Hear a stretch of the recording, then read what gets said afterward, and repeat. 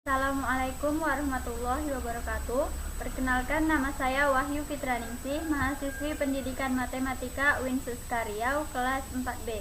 Pada video ini saya akan menjelaskan bagaimana cara menghitung alokasi waktu efektif belajar, cara membuat program tahunan dan program semester dari mata pelajaran Matematika SMA berdasarkan kurikulum 2013.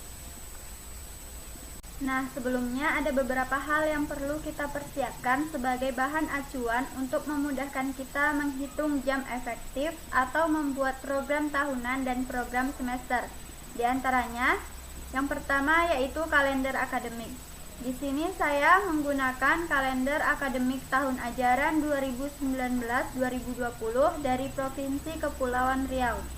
Karena saya mengambil yang bagian semester genap, maka perhitungannya dimulai dari bulan Januari sampai dengan bulan Juni. Selanjutnya, buku mata pelajaran. Di sini saya menggunakan buku Matematika Wajib SMA kelas 11 kurikulum 2013 edisi revisi 2017. Di sini materinya sudah saya salin. Untuk yang semester genap itu terdiri dari 4 bab, yaitu dari bab 5 sampai dengan bab 8. Materinya memuat barisan, limit fungsi, turunan, dan integral. Selanjutnya, struktur kurikulum.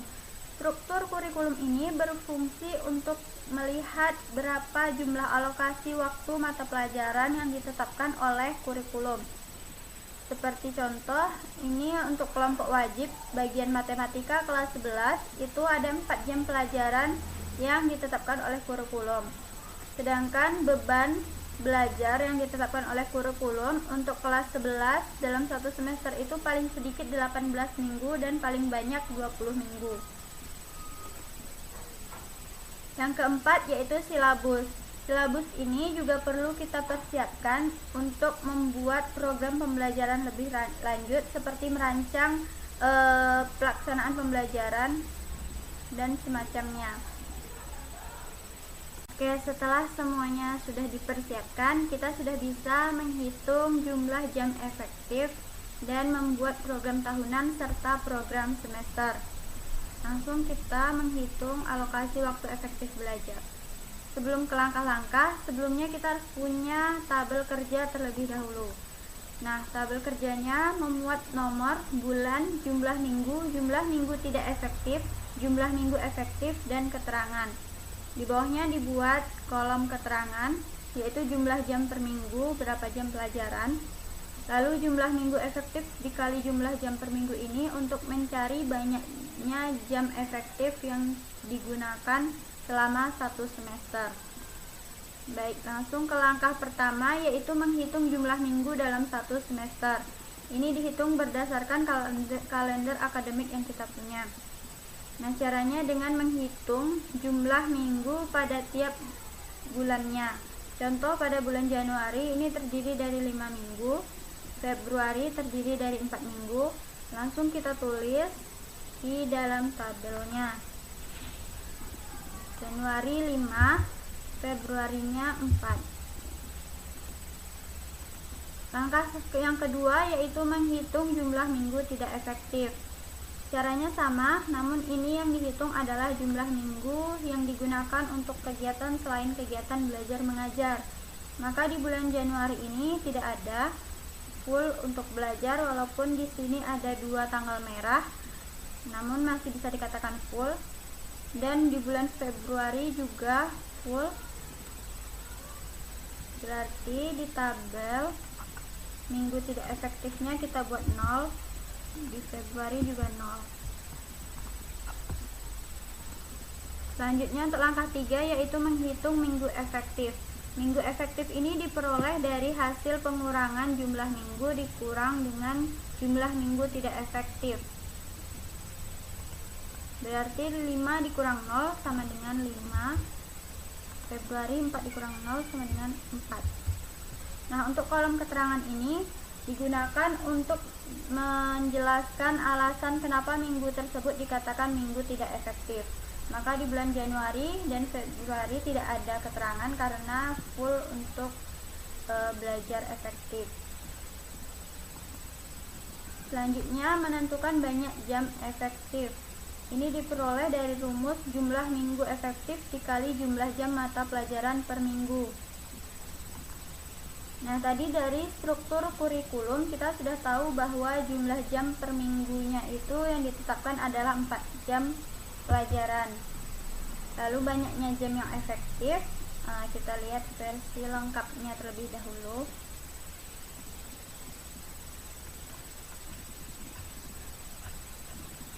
Seperti ini, kita peroleh bahwa jumlah minggu efektifnya itu ada 20 dan jumlah jam per minggunya 4, berarti 20 dikali 4 sama dengan 80 jam pelajaran yang efektif digunakan selama 1 semester.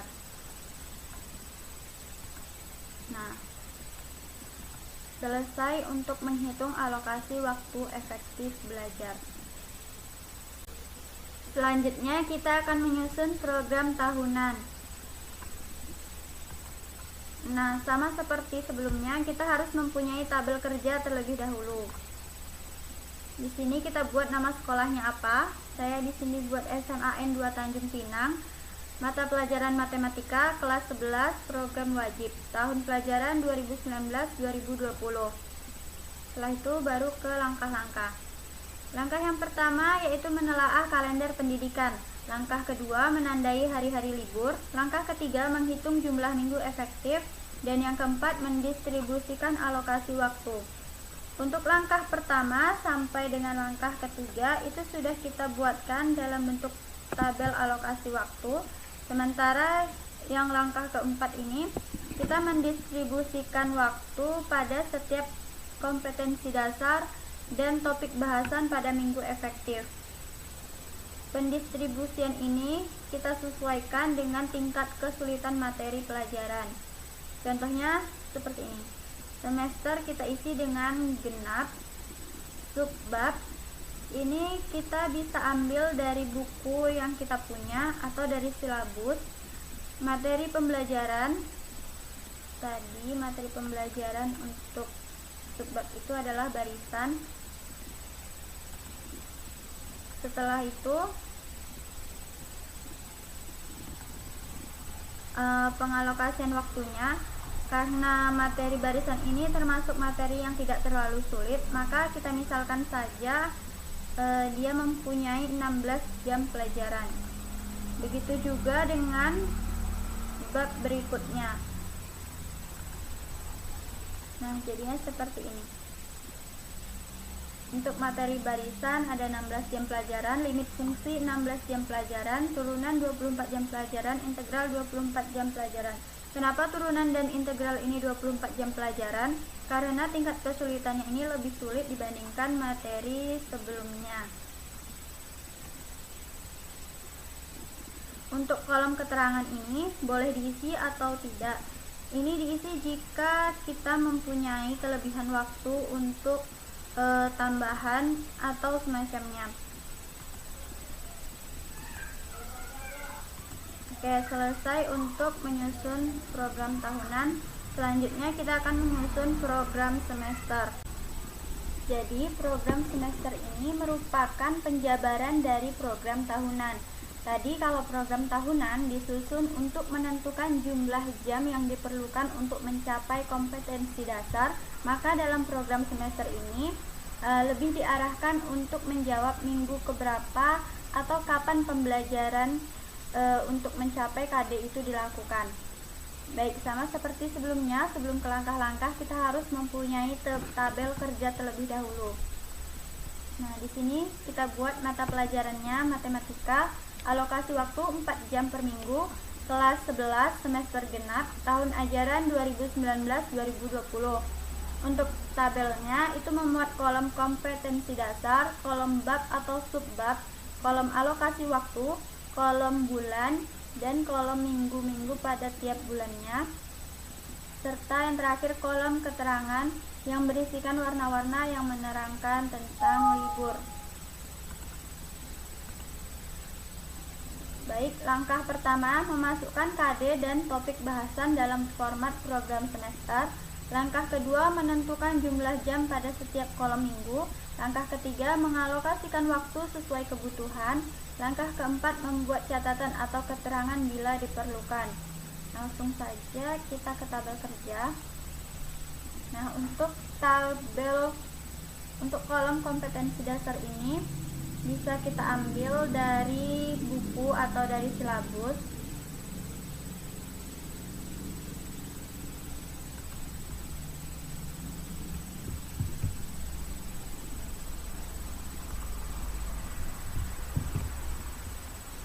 Selanjutnya kolom bab atau subbab.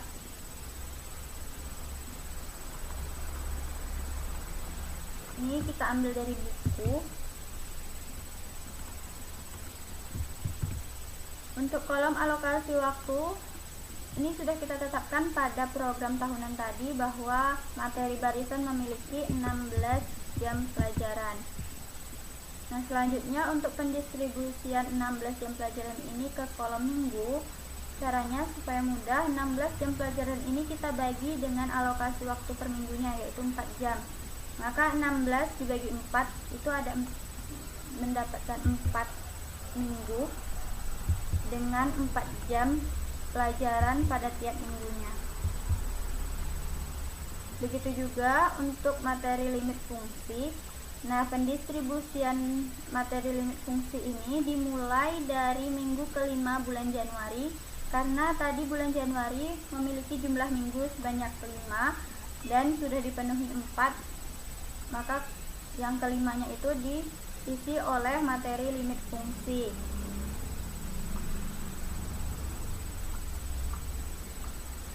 Itu juga di materi turunan dan integral.